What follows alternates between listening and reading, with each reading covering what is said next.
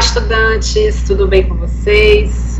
Estamos iniciando mais um semestre na Faculdade Unirb. Sejam todos bem-vindos e hoje nós vamos falar um pouco a respeito dos desafios da educação inclusiva. Esse tema surgiu de uma demanda do semestre anterior, das palestras, no semestre anterior. A minha palestra foi sobre um outro tema, só que muitas perguntas dos estudantes mobilizaram, para o lado lá da educação inclusiva, e aí eu acabei indo para essa discussão da educação inclusiva, que é muito interessante. Então eu percebi que os estudantes tinham muitas indagações a respeito desse tema que é muito importante e atual na educação. Então hoje nós vamos falar um pouco sobre alguns desafios que a educação inclusiva nos apresenta. Para começar, nós vamos falar um pouquinho do histórico da deficiência, para a gente entender um pouco melhor, porque as pessoas com deficiência são tratadas muitas vezes com preconceito. Então tem todo um histórico da deficiência e um histórico da educação inclusiva também, que passou por muitos processos históricos e hoje tem uma perspectiva que é totalmente diferente da perspectiva do passado. Então, na Roma antiga, os bebês que nasciam com algum tipo de deficiência, eles eram afogados. Na Grécia, as crianças com deficiência eram sacrificadas ou escondidas da sociedade. Então, começa bem lá atrás, na Grécia e na Roma antiga, isso, porque era o padrão de beleza, o padrão grego de beleza é aquele corpo perfeito. Então, com qualquer tipo de deficiência, as crianças eram mortas, eram sacrificadas. Aí, avançando um pouquinho na história, chegamos na Idade Média, que foi um período que houve algumas contradições a respeito da educação inclusiva, Primeiramente, com as pessoas que tinham deficiência intelectual, a sociedade acreditava que essas pessoas eram possuídas pelo demônio. Então, porque tinham essa deficiência, então eram trancafiadas nas suas casas, não saíam, eram tratadas como animais. Já as pessoas cegas e surdas, na Idade Média, a sociedade via como pessoas que tinham alguns poderes sobrenaturais. Então, existia essa contradição aí, a depender do tipo de deficiência na Idade Média. E só a partir do século XX é que as pessoas com deficiência passaram a ser vistas como cidadãs. Percebam como é recente isso, a partir do século XX, que as pessoas passaram a ser vistas como cidadãs. Então, não tinham essa visão, que eram cidadãos. Então, era alguém sem importância, como eu falei, muitas vezes tratadas como animais e não como pessoas, com deficiência, sujeitos de direitos, cidadãs, que necessitavam ter seus direitos garantidos. E aí, por falar em pessoas, com deficiência, eu trouxe essa imagem que eu achei muito interessante. Inclusive, esse rapaz, Ivan Baron, ele é estudante de pedagogia e ele é um influenciador digital também. Tem aí o link onde tem a reportagem que conta um pouquinho a história do Ivan. E essa camiseta dele é bem interessante, que fala assim: primeiro vem a pessoa e depois a deficiência. Então eu achei perfeita essa imagem, porque é a pessoa com deficiência. Antigamente, a gente vai ver aí no histórico da educação inclusiva, muitas terminologias foram utilizadas para a gente se reportar a pessoa com deficiência. Então, portadoras de necessidades especiais, pessoas deficientes, ou deficiente físico, portador de necessidade especial, portador de deficiência. E hoje em dia o termo mais utilizado e o que a literatura traz como mais adequado é a pessoa com deficiência, como tem aqui no slide anterior, pessoa com deficiência. Aí ele explica na camiseta, primeiro vem a pessoa para depois a deficiência. Então a gente não fala, fulano é deficiente, fulano é uma pessoa com deficiência. Então primeiro vem a pessoa, que é o importante, o ser humano, ele é um cidadão, ele é um ser humano. E aí nós vamos ver ao longo de alguns slides que nas terminologias, a depender do período histórico, essas pessoas eram chamadas de pessoas com deficiência, pessoas com necessidades especiais, portadores de deficiência, mas hoje em dia, falo novamente, é a pessoa com deficiência. Então não tem problema nenhum a gente se reportar, fulano é uma pessoa com deficiência, não tem problema. Só que o termo portador, de deficiência é muito utilizado, até quando a gente vai assistir alguma reportagem, na televisão, sempre os jornalistas geralmente falam isso, né? Portador. Então, ele não porta, né? Portador é quando a gente tem algo e a gente porta aquilo, é nosso, mas a gente pode deixar de portar, né? A gente porta o nosso documento, sai de casa, pega o documento, nós estamos portando aquele documento. Mas quando a gente chega, a gente larga ele lá, né? Não estamos portando mais. E a pessoa com deficiência, ela vai ter essa deficiência ao longo da vida. Então, não é algo que ela porta, é algo que ela tem aquela deficiência, muitas das vezes permanente, né? Então, só para lembrar aí que primeiro é a pessoa, nós precisamos valorizar, né? Tratar a pessoa com deficiência como uma pessoa, como um cidadão de direitos que precisa ter os seus direitos respeitados. E aí eu gosto muito, né, dessas imagens que explicam esses 4 conceitos que foram utilizados na educação inclusiva ao longo do tempo, né? E ele dá para a gente compreender muito bem a diferença de exclusão, de segregação, de integração e de inclusão, né? Que ao longo aí do processo histórico da inclusão das pessoas com deficiência na escola, essas áreas aí foram muito discutidas, esses termos, né? Antigamente era a exclusão total. Então, olha aí, ó, as pessoas com deficiência fora desse círculo e as pessoas que não têm deficiência, que a gente também não pode falar como pessoa normal, não existe esse termo, fulano é normal, pessoa com deficiência, não, pessoas atípicas, né, ou típicas, pessoas sem deficiência, pessoas com deficiência. Então, aí dentro do círculo tem as pessoas que não têm nenhum tipo de deficiência, estão juntas, né? E fora desse círculo tem as pessoas com deficiência que estão excluídas aí do processo. Então, a educação excludente e a sociedade excludente, esse aspecto aí deixa essas pessoas com deficiência fora aí do convívio com outras pessoas com deficiência. Avançando na história, veio a segregação, né? A segregação são as pessoas com deficiências juntas, né? E as sem deficiências também juntas, agora separadas das com deficiência, né? Então, geralmente as escolas especiais, as escolas, né, especializadas aí para quem tem surdez, para quem tem deficiência intelectual, para quem tem deficiência física, utilizaram esse modelo aí de segregação. Então, eram e são, né, algumas escolas, né, fechadas ali só com pessoas com aquele tipo de deficiência juntos, mas ao mesmo tempo afastadas das pessoas sem algum tipo de deficiência. Avançando mais, né, na história aí da educação inclusiva, houve esse modelo de integração. Já foi um avanço perante os modelos anteriores, né, de exclusão e segregação. Então, as pessoas com deficiência, elas estavam juntas, né, das pessoas sem deficiência, porém, ainda assim, juntas entre si, não se misturavam muito. Então, elas estavam integradas, porém elas não estavam incluídas, né? E hoje em dia, todos os documentos da educação inclusiva, os documentos da sociedade inclusiva, lutam por esse último modelo aí, que é o modelo da inclusão. Pessoas com e sem deficiência, convivendo juntas, tendo seus direitos e deveres, né, respeitados aí pela sociedade. Então, o nosso ideal é o ideal de inclusão.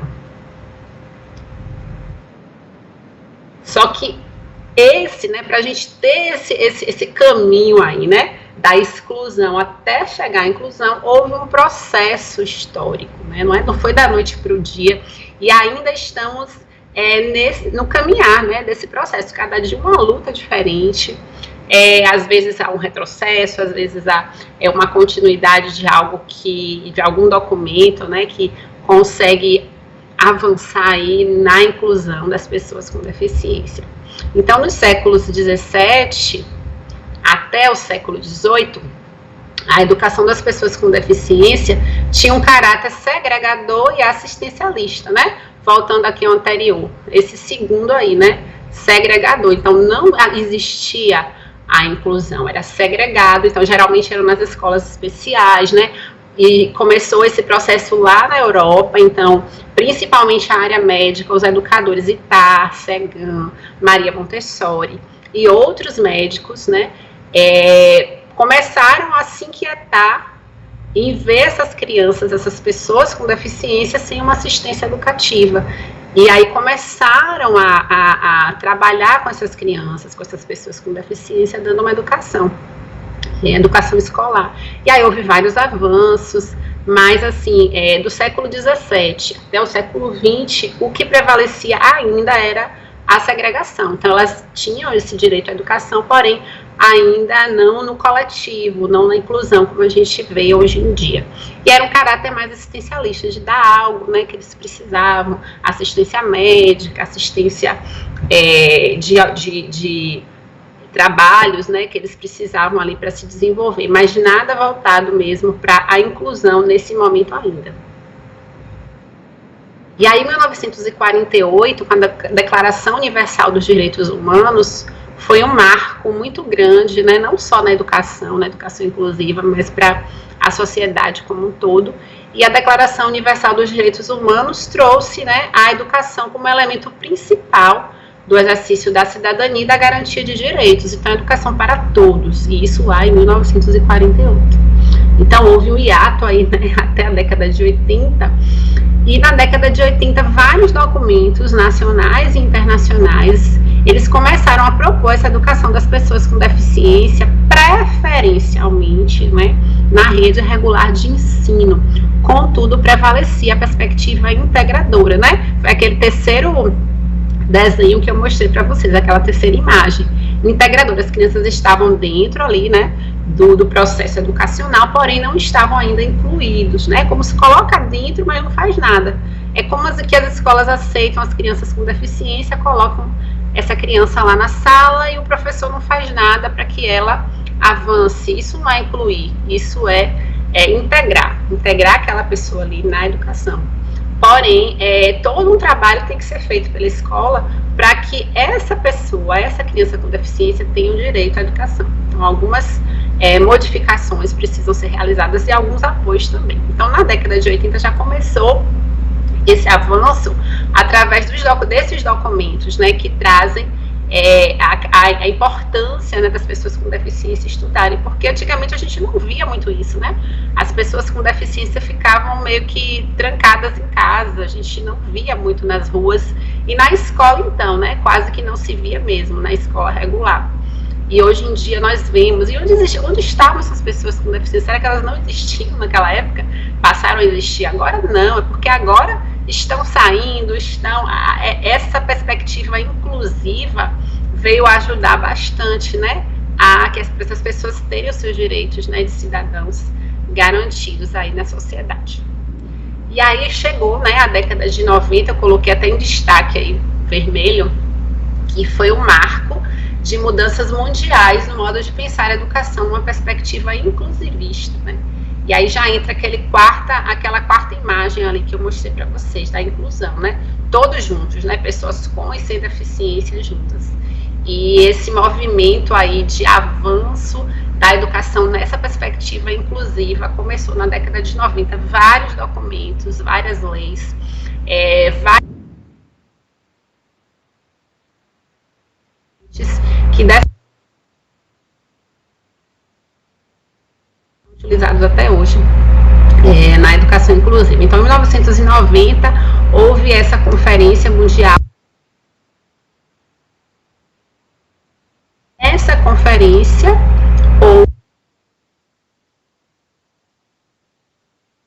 houve essa recomendação para atenção às necessidades básicas. A educação é para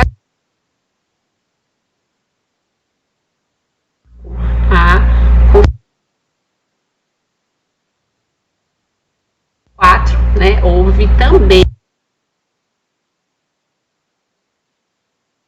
esse documento super importante, que é a inclusiva. Sempre vamos ler. Então é um marco. Todos lá de 90 da a necessidade de classes regulares, e porque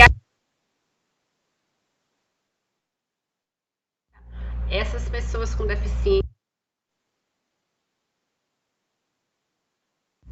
escolas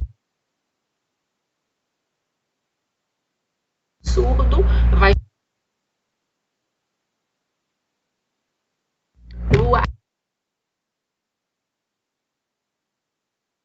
então eles ficaram,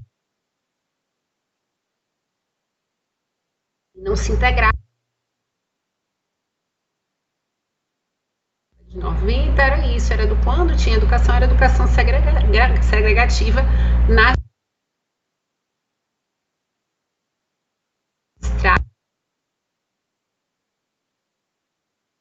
importância dessas pessoas serem incluídas na escola.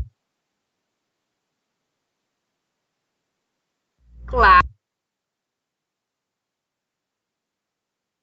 com essa questão da educação inclusiva, ela aí deram um apoio completo para se desenvolver. Então, o importante desses documentos a partir da década de 90 justamente é a necessidade, a importância de incluir os alunos, né, as pessoas com deficiências nas escolas regulares, com todos, né, com todos juntos aí. E aí, em 96, a nossa Lei Maior da Educação, né, que é a LDB de 96, ela traz um capítulo exclusivo, né, para a educação especial, que diz que é uma modalidade da educação básica, né, da educação escolar, básica não, porque no fundamento, no ensino superior também, né, então da educação escolar, oferecida preferencialmente, né, na rede regular de ensino para educandos portadores de necessidades especiais.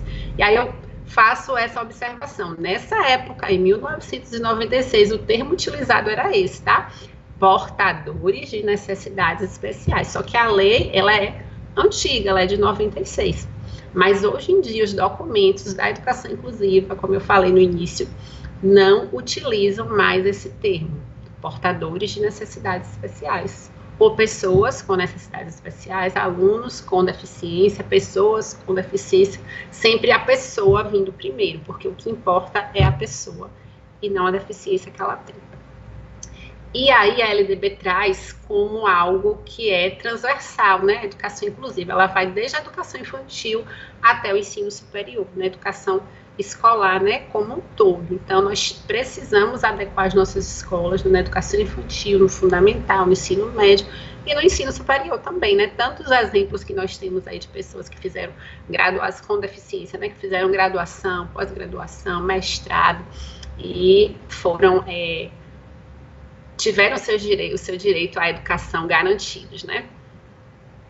E aí, pulando um pouquinho, né, da década de 90 e 96, depois da LDB, para a década do ano 2000, esse documento também foi muito importante, que foram as Diretrizes Nacionais para a Educação Especial na Educação Básica, que foi de 2001. Então, ele afirma novamente, né, que o ensino deve se matricular todos os alunos na escola regular e cabe à escola se organizar para atender esses alunos, né, com necessidades especiais, assegurando as condições necessárias para a educação de qualidade para todos. Porque antes a gente via muito esse discurso, né, quando um pai ou uma mãe ia matricular a criança com deficiência em uma escola, geralmente o discurso da escola era esse: nós não vamos aceitar.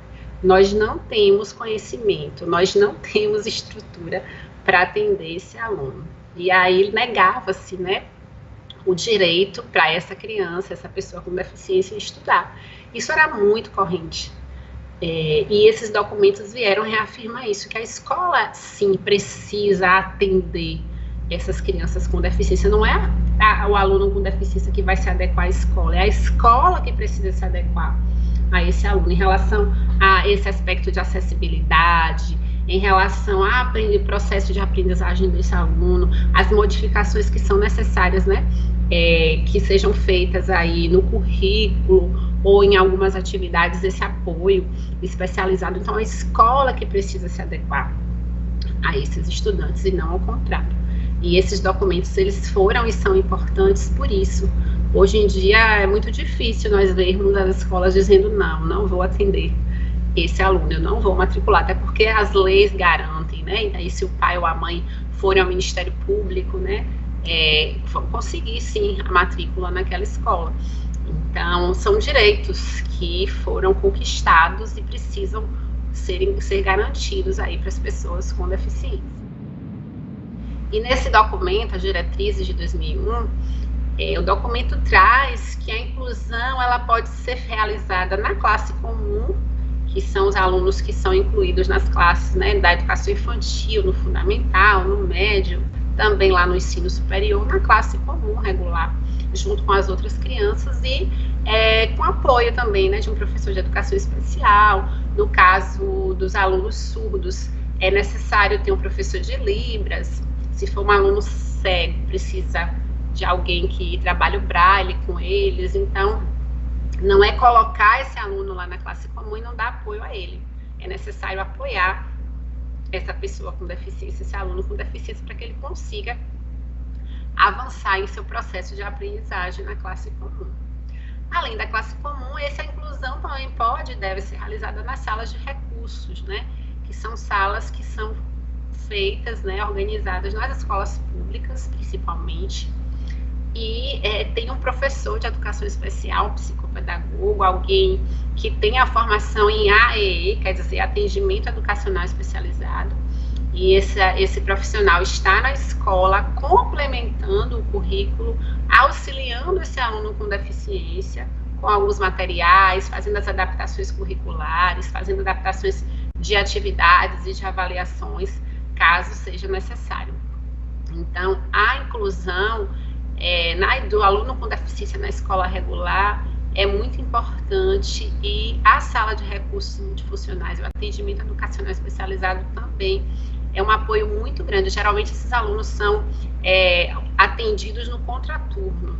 Então, no turno ele está na aula regular, na classe comum, e no outro turno, 1 ou 2 vezes na semana, ele tem esse atendimento com um professor especializado que vai justamente trabalhar as suas dificuldades, né? Se for leitura, se for raciocínio lógico matemático, então o professor vai fazer esse trabalho com o aluno, vai dar um apoio, uma orientação ao professor da sala regular, e também ele pode fazer adaptações. Por exemplo, o aluno é cego, ele pode pegar aquela prova, aquela avaliação e transformar em braille, né, colocar lá em braille, para que esse aluno faça. O aluno que tem algum tipo de deficiência intelectual, que tenha dificuldade de compreensão, então ele pode ler essa atividade, ajudar a criança a interpretar, ou então elaborar atividades mais simples de entendimento, né, dentro do nível de compreensão ali daquela criança, e fazer a avaliação com ela. Então, é um apoio muito importante aí na inclusão, são as salas de recursos multifuncionais. E extraordinariamente, né, classes especiais. Mas que a educação era somente em classe. Uma outra perspectiva da educação inclusiva, que enfatiza na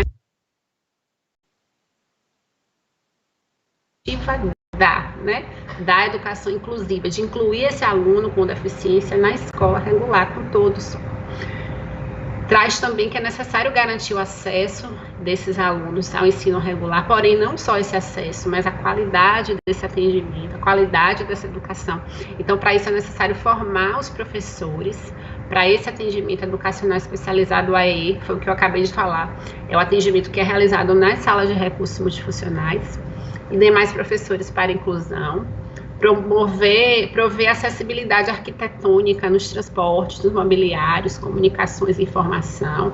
Então, essa acessibilidade ela é muito importante, né? Aqui na Faculdade Unirv a gente percebe muito isso. Os nossos prédios, né, têm essa acessibilidade de comunicação arquitetônica. Não sei se vocês já perceberam, os pisos táteis para as pessoas que têm deficiência visual são muito importantes, né? As portas largas para poder passar uma cadeira de roda, os banheiros, né, os sanitários adaptados. Então, isso é acessibilidade. Então, não adianta a gente colocar lá uma criança com deficiência na escola e não fazer essas modificações necessárias no ambiente para atender esse aluno da melhor forma possível, nas suas particularidades. estimular a participação da família e da comunidade, né? Como sempre, né? A família ela precisa estar presente, a comunidade também, e oferecer o AEE, que é o atendimento educacional especializado, que é realizado nas salas de recursos multifuncionais, né? Então, no turno oposto, no contraturno, a criança tem, o aluno, né, não só criança, tem direito aí a esse atendimento com esse profissional que vai ajudar esse aluno a avançar aí no seu desenvolvimento e vai trabalhar aquelas dificuldades que ele apresenta. E em 2015 houve, né, a promulgação aí dessa lei muito importante que não diz respeito somente à educação, certo? A Lei Brasileira de Inclusão traz os direitos fundamentais das pessoas com deficiência, ou seja, o direito à educação, ao transporte, à saúde. Então, é uma lei bem completa que trata de todos os direitos que as pessoas com deficiência têm em várias áreas da sociedade. Fala da justiça, né, dessa questão da informação, da comunicação. E no capítulo 4 da LBI, né, como é chamada a LBI, a Lei Brasileira da Inclusão, a LBI, no capítulo 4, aborda o direito à educação, né, das pessoas com deficiência, com base em todos esses documentos aí que existiram antes dela, falando da importância de garantir essas condições de acesso e permanência e aprendizagem, né, dessas pessoas com deficiência, e também enfatizando a importância do atendimento educacional especializado, o AEE. Então, é uma lei muito completa, olhem lá na internet, façam a leitura, porque é muito importante nós conhecermos, né, esses direitos que as pessoas com deficiência têm. E lembrando aí do capítulo 4, que é um capítulo dedicado à educação dessas pessoas. Vamos abordar agora algumas deficiências, né? Falamos aí do histórico da educação inclusiva, de como era no passado, de como é atualmente, e quais essas deficiências que nós vamos receber e recebemos todos os dias na escola, né?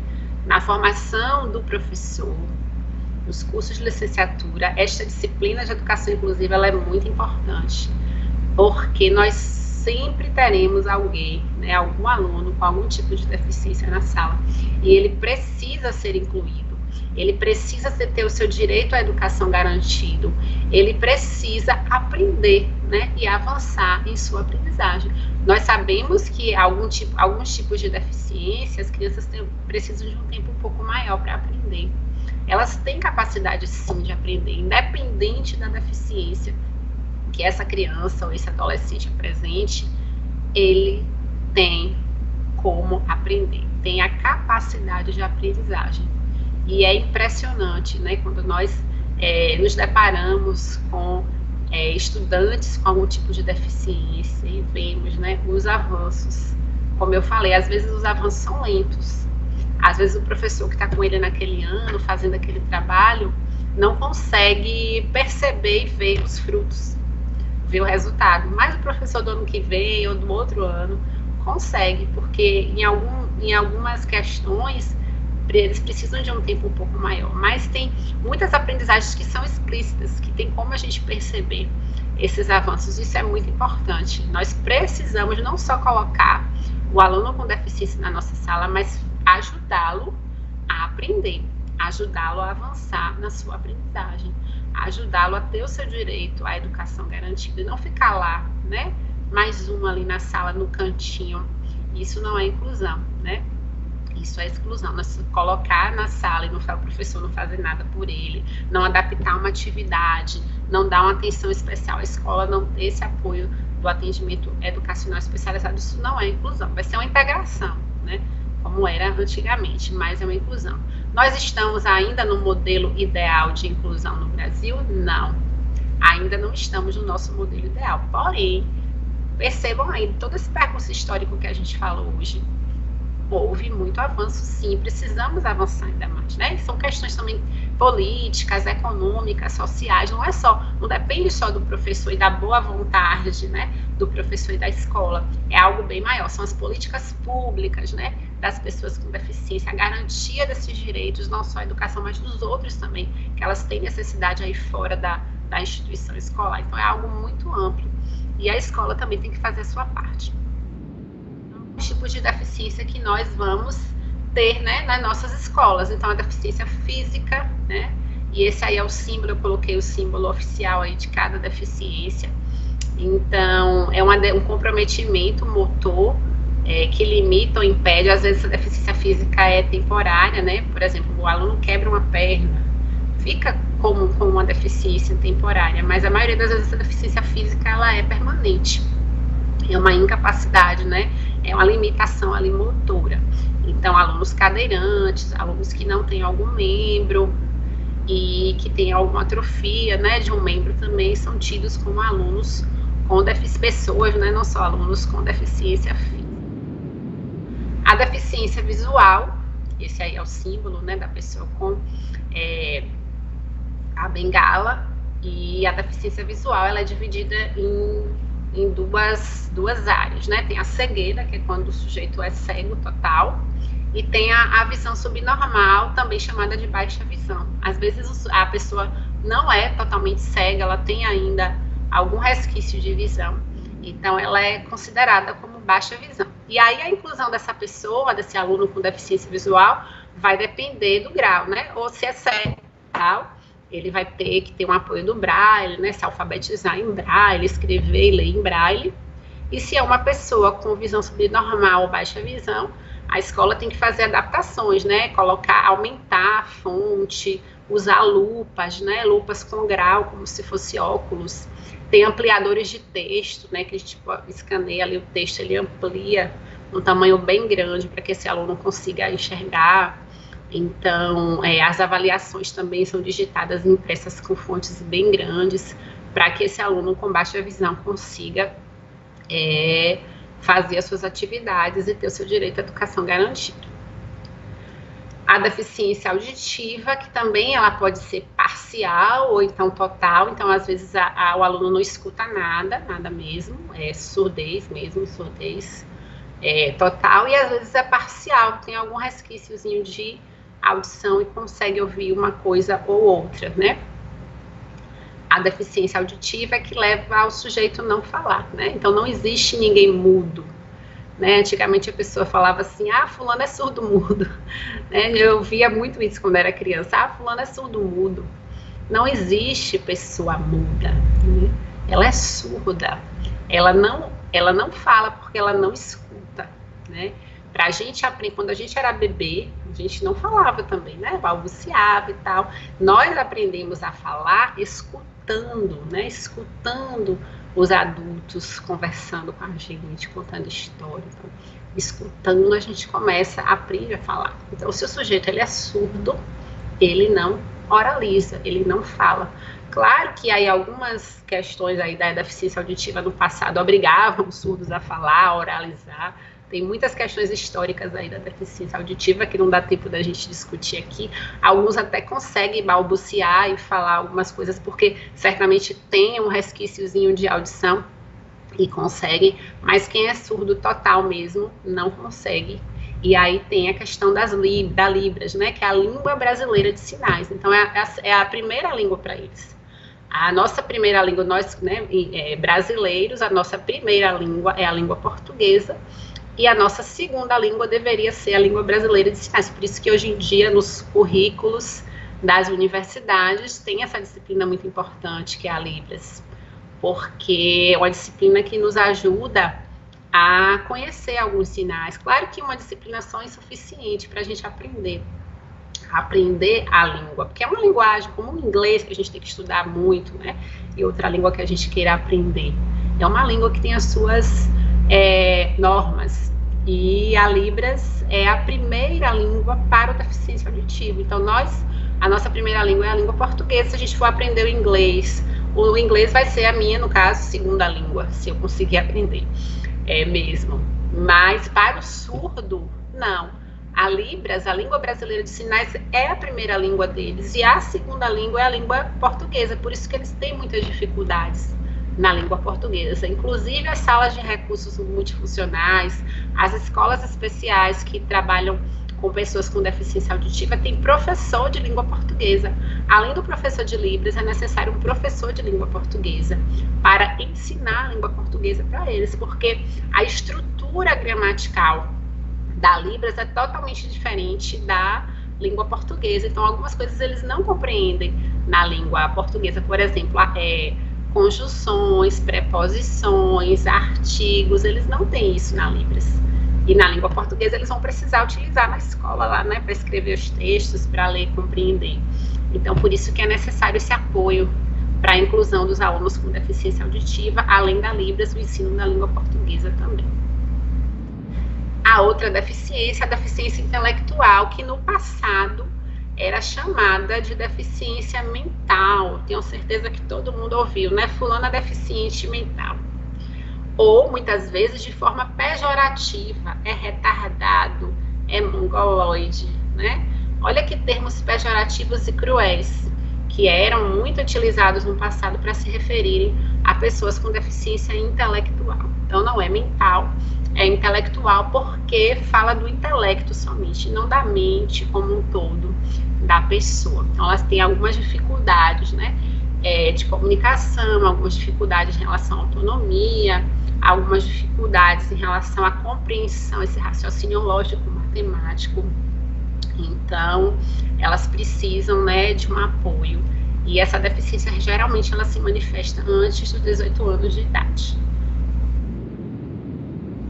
Temos também um transtorno do espectro autista, chamado de TESS, é o símbolo aí, o lacinho com quebra-cabeça.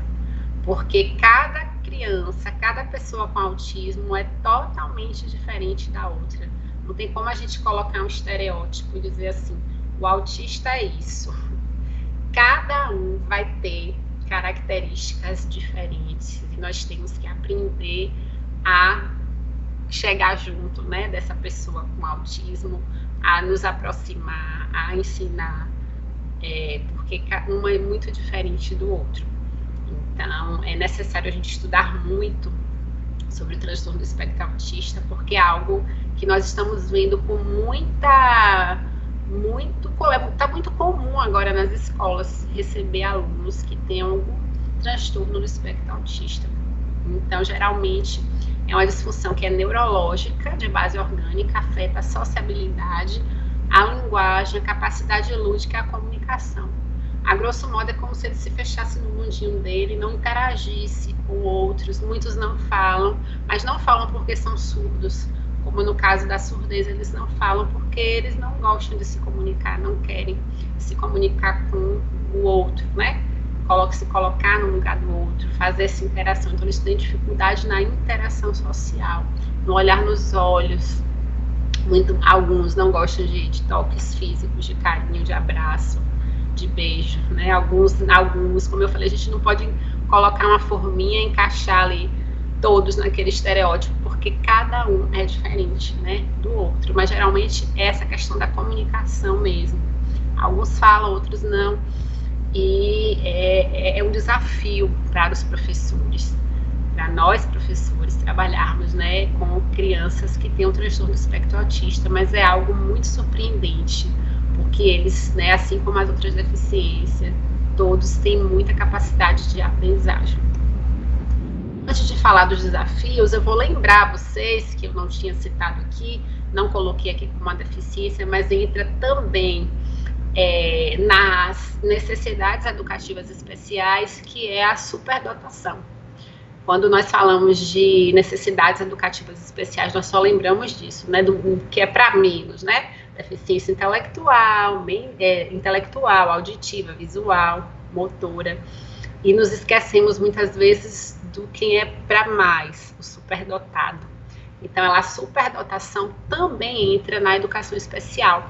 Ela faz parte da educação especial, ela faz parte também do atendimento educacional especializado, da sala de recursos multifuncionais do professor que tem esse aluno com altas habilidades de superdotação. Também vai ter que fazer todo um trabalho para incluir esse aluno dentro da sua escola, da sua classe ali, daquele ano, e muitas das vezes colocando algo além, porque muitas das vezes ele já sabe aquilo ali que o professor está ensinando e ele quer mais. E aí o professor tem que fazer as adaptações aí para que esse aluno não fique desmotivado. Então, também as altas habilidades, a superdotação entram na educação inclusiva. E, por fim, os desafios, né, que são muitos. Nós falamos desse percurso histórico, das deficiências, das características das deficiências, do que a escola precisa fazer para incluir essas pessoas, né, com estas deficiências, mas existem muitos desafios para que essa inclusão escolar realmente aconteça. Como eu falei, a inclusão avançou sim, há um avanço histórico, porém estamos ainda muito distantes da verdadeira inclusão. E para isso nós temos vários desafios, eu citei 4 aí, mas existem muito mais. O primeiro é a comunidade escolar despreparada para receber esses alunos, né, para lidar com a inclusão. Então, quando nós falamos em formação, não é só a formação do professor, não é só o professor que está na sala com esse aluno ou o professor da sala de recursos que precisa saber o que é a deficiência, quais as características e como lidar com esse aluno. É toda a comunidade escolar, do porteiro à diretora, todos, o porteiro, a merendeira, os serviços gerais, o diretor, o coordenador, todos, a comunidade escolar inteira, ela precisa estar preparada para receber esse aluno, né, que é um aluno de inclusão.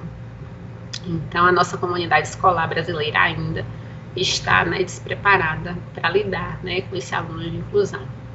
O segundo desafio é a infraestrutura escolar. Nós sabemos aí das dificuldades das escolas públicas brasileiras, as dificuldades de estrutura mesmo. Estrutura sem, não estou nem falando em relação à inclusão, estrutura mesmo. E quando nós falamos em inclusão, é mais ainda, né? Porque é necessário rampas, não adianta ter escola com várias escadas, e aí o aluno cadeirante não vai poder subir, sanitários adaptados também, é necessário toda essa questão dessa infraestrutura para receber bem esse aluno com deficiência. Nossas escolas ainda precisam se adequar, né? Nos grandes centros brasileiros, certamente esse desafio já foi superado, mas a gente sabe que o Brasil é muito grande, é diverso, e a nossa região, a região Nordeste, a região Norte também, são regiões que carecem de estrutura das escolas, de investimento do poder público nas escolas para melhorar ali a sua infraestrutura e atender melhor as especificidades das pessoas com deficiência na escola. O terceiro desafio é o preconceito, né? O preconceito, ele existiu desde sempre, como nós vimos aí, né? Na Grécia e na Roma, que os bebezinhos eram mortos porque tinham algum tipo de deficiência. O preconceito sempre existiu e cabe à escola combater, né, esse preconceito. E nós vemos muito aí, tem uma palavra muito utilizada agora, que é o capacitismo. Não sei se vocês já ouviram falar, que é ter esse preconceito às pessoas com deficiência, achar que elas não conseguem fazer as coisas por ter essa deficiência, diminuindo o valor da pessoa por ela ter algum tipo de deficiência. Isso é capacitismo, é o preconceito. E as pessoas com deficiência, infelizmente, elas convivem diariamente com esse preconceito, muitas das vezes até dentro da própria família. E quando chegam nas escolas, se a escola é aberta, faz esse trabalho de preparação, é uma escola que atende muito bem, que acolhe as pessoas, né, com deficiência, as famílias, e isso vai sendo trabalhado desde as crianças pequenas, a educação infantil. As crianças começam a perceber que a criança só tem uma condição um pouco diferente da dela, que todos nós, né, somos diferentes, cada um dentro da nossa realidade. E cabe à escola também ajudar a combater esse preconceito, que ele é social, ele não está só dentro da escola, ele está, né, na sociedade. E algumas frases, né, são utilizadas que indicam esse preconceito, capacitismo, como, por exemplo, que muita gente fala isso, fulano deu uma de João sem braço. João sem braço, né, que é a pessoa que não tem um membro, que é a deficiência física. Às vezes a gente fala até sem pensar, sem achar que isso é um preconceito, mas são expressões, né, preconceituosas. Então a gente precisa se policiar em relação a isso também. Fulano deu uma mancada. Deu uma mancada. Mancada é quem é manco, né? Que tem algum tipo de deficiência física também. Então são expressões que é bom a gente evitar, que as pessoas costumam se referir, né, a pessoa com deficiência. Então, chega alguém assim, tadinho, né? Eu já ouvi muito isso com alguns alunos com deficiência nas escolas que eu trabalhei, né? Chegava uma outra pessoa e via na sala, tadinho, é doentinho, o que é que ele tem? Não, a pessoa com deficiência, ela não é doente. A deficiência não é uma doença, é uma condição daquela pessoa, que ela vai ter que ter algumas necessidades, né? Mas não é uma doença, né? Então eles não querem a nossa piedade, coitadinho. Eles querem o nosso respeito. Eles querem eles querem ser tratados como cidadãos que são, com direitos garantidos. Então, não ficar olhando com piedade, né? E achar que é incapaz. Não vou pedir para fulano fazer isso porque fulano não vai conseguir, né? Ou então ver uma pessoa com deficiência casada, com filho, as pessoas se assustam, né? Poxa, casou, teve filho, alguém quis casar. São falas extremamente preconceituosas e capacitistas. É como se a pessoa não tivesse direito a ser feliz, a ter uma família, a ter um bom emprego, a ter uma formação, né, em nível superior por ter uma deficiência. Isso é muito forte ainda na nossa sociedade, mas não é da escola, né? Como eu falei, é algo bem maior. O preconceito é social. E a partir do momento que essas pessoas com deficiência lutam, né, pelos seus direitos, estão ocupando os seus espaços que são de direitos, isso acaba, né, amenizando um pouco, né, reduzindo esse preconceito. E o último desafio é o déficit de profissionais especializados. Então, poucos profissionais da área de educação têm uma especialização exclusiva aí, né, para a educação especial, para a educação inclusiva. Então, muitas das vezes não tem na sua formação uma disciplina que fale sobre, ou um curso de pós-graduação. É importante que o professor estude, né? Que o professor vá em busca de conhecimentos acerca da inclusão, porque é algo muito presente nas escolas hoje em dia. E a gente não pode cruzar os braços e dizer assim, não vou fazer nada, eu não sei, eu não fui preparada para isso, eu não tenho formação, não. No mesmo momento que o aluno está na sua sala, você tem que se virar. Vai para a internet, pesquisa, pergunta, busca, tenta uma coisa, tenta outra, para que esse aluno aprenda. O objetivo da escola é a aprendizagem de todos os alunos, independente se ele tem deficiência ou não, né? Quando o aluno tem dificuldade de aprendizagem, ali a gente não investe nesse aluno e tenta fazer com que ele aprenda, um aluno com deficiência também. A gente não pode olhar para ele como incapaz, não vai aprender mesmo não vou nem perder meu tempo. Não, gente, aprende sim, aprende, eles conhecem. Às vezes para a gente é uma bobagem, né? Aquilo ali que ele aprendeu naquele dia, mas para ele é muito naquele momento.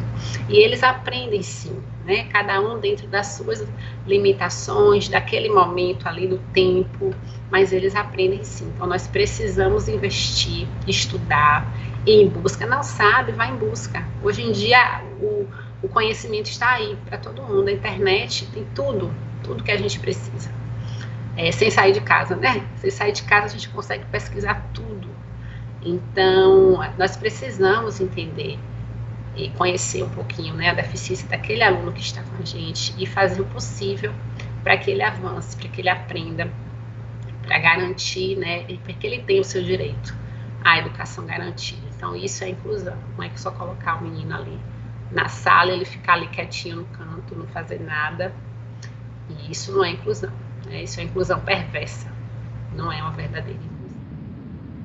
E por fim, né, encerro a fala sobre inclusão com, claro, o nosso querido e amado Paulo Freire, que sempre tem uma boa reflexão para tudo que a gente discute, né, na educação. E a inclusão acontece quando se aprende com as diferenças e não com as igualdades. E isso Paulo Freire disse há alguns anos atrás, né? Nós aprendemos com as diferenças. Ninguém é igual a ninguém, gente. Mesmo nós que não temos nenhum tipo de deficiência, nós somos diferentes. E nós aprendemos, né, com essas diferenças e não com quem é igual, né, a gente. A gente aprende com o diferente. Então, essas diferenças na escola, elas são muito importantes e ricas. Muitas aprendizagens ricas acontecem em uma sala que tem a inclusão, né?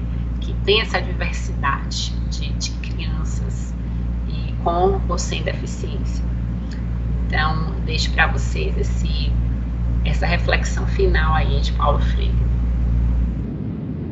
Referências, então, quem tiver interesse, pesquise, leia mais, que é apaixonante aí a educação inclusiva.